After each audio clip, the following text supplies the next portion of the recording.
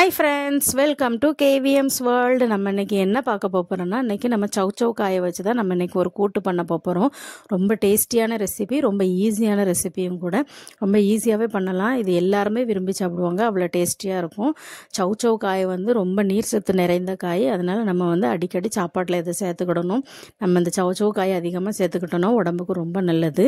இன்றைக்கி அதை வச்சு தான் நம்ம ஒரு ரெசிபி பார்க்க போகிறோம். வாங்க பார்க்கலாம்.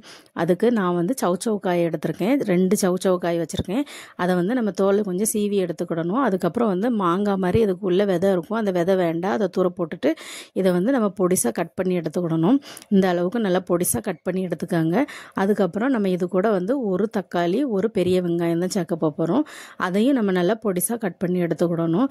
நான் பாருங்கள், நல்லா தக்காளி வெங்காயம் எல்லாம் பொடிசாக கட் பண்ணி வச்சுருக்கேன். அதுக்கப்புறம் ஒரு 4 பச்சை மிளகாய் பொடிசாக கட் பண்ணியிருக்கேன். 4 வெள்ளைப்பூடு ஒரு தோல் உரித்து பொடிசாக கட் பண்ணியிருக்கேன். ஒரு 50 கிராம் சிறுபருப்பு வந்து கழுவி வச்சுருக்கேன். இதை எல்லாத்தையும் நம்ம இப்போ குக்கரில் தான் போட போகிறோம். குக்கரில் நம்ம கட் பண்ணி வச்சுருக்க காயை போட்டுக்கிடுவோம். அதுக்கப்புறம் நம்ம கட் பண்ணி வச்சுருக்க தக்காளி வெங்காயம் அதையும் சேர்த்துக்கிடணும். அதுக்கப்புறம் நம்ம பச்சை மிளகாய் பூண்டு எல்லாம் கட் பண்ணி வச்சுருந்தோம்ல, அதையும் போட்டுக்கிடணும். அதுக்கப்புறம் நம்ம கழுவி வச்சுருக்க பருப்பையும் உள்ளே போட்டுட்டு இதுக்கு 1 கிளாஸ் தண்ணி போதும். தண்ணி அதிகமாக வேண்டாம், அந்த காயிலே தண்ணி இருக்கும். அதனால் நம்ம 1 கிளாஸ் தண்ணி ஊற்றினா போதும். அதுக்கப்புறம் இதுக்கு வந்து நம்ம கொஞ்சம் கருவேப்பிலை போட்டுக்கிடுவோம். அப்புறம் கொஞ்சம் மசாலா எல்லாம் போடணும். அதுக்கு ஒரு அரை ஸ்பூன் மஞ்சத்தூள், அரை ஸ்பூன் மல்லித்தூள், 1/4 ஸ்பூன் சீரகத்தூள், 1/4 ஸ்பூன் மிளகுத்தூள், ஒரு அரை ஸ்பூன் வத்தல் தூள், இவ்வளவு தான். இதெல்லாம் போட்டு இதுக்கு தேவையான உப்பு போட்டுக்கிடுவோம். ஒரு அரை ஸ்பூன் உப்பு போட்டிருக்கேன். இதெல்லாம் போட்டு நம்ம ஒரு 3 விசில் வர அளவுக்கு நம்ம இதை வந்து வேக வச்சு எடுத்துக்கிடணும். நான் இப்போ வேக வச்சுட்டு காட்டுறேன் பாருங்கள். நல்லா வெந்துட்டு 3 விசில் கரெக்டாக இருந்துச்சு. தண்ணியுமே அதிகமாக இல்லை. 1 கிளாஸ் தண்ணி ஊற்றினோன்னா நம்மளுக்கு போதும். கரெக்டாக இருக்குது, நல்ல டேஸ்டியாகவும் இருக்குது. நல்லா திறக்கும் போதே நல்ல வாசமாகவும் இருந்துச்சு. இப்போ பாருங்கள், நல்லா வெந்துட்டு இப்போ நம்ம இதுக்கு தாளிசம் பண்ணணும். அதுக்கு நான் தேங்காய் எண்ணெய் தான் எடுத்திருக்கேன். 2 ஸ்பூன் தேங்காய் எண்ணெய் ஊற்றி கொஞ்சம் கடுகு போட்டிருக்கேன். அப்புறம் கொஞ்சமாக வெங்காயம் பொடிசாக கட் பண்ணி போட்டிருக்கேன். ஒரு 4 வத்தல் பிச்சு போட்டிருக்கேன். கொஞ்சம் கருவேப்பிலை போட்டிருக்கேன். இதெல்லாம் நல்லா பொரிஞ்சு வரட்டும். இப்போ பொரிஞ்சிட்டு இதை வந்து நம்ம வேக வச்சு எடுத்துருக்க காயில் போட்டு தாளிசத்தை ஊற்றிடணும்.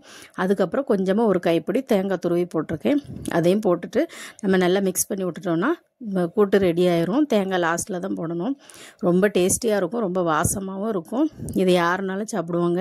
சாப்பிடும் போது எல்லாருமே நல்லா இருக்குன்னு சொல்லுவாங்க. சின்ன பிள்ளையிலேருந்து பெரியவங்க வரைக்குமே விரும்பி சாப்பிடுவாங்க. அவ்வளோ டேஸ்டியாக இருக்கும், ரொம்ப ஈஸியாகவும் இருக்கும். சௌச்சௌ வந்து நம்ம அடிக்கடி சேர்த்துக்கிடணும். அது வந்து நல்ல நீர் சத்து நிறைந்த காய்.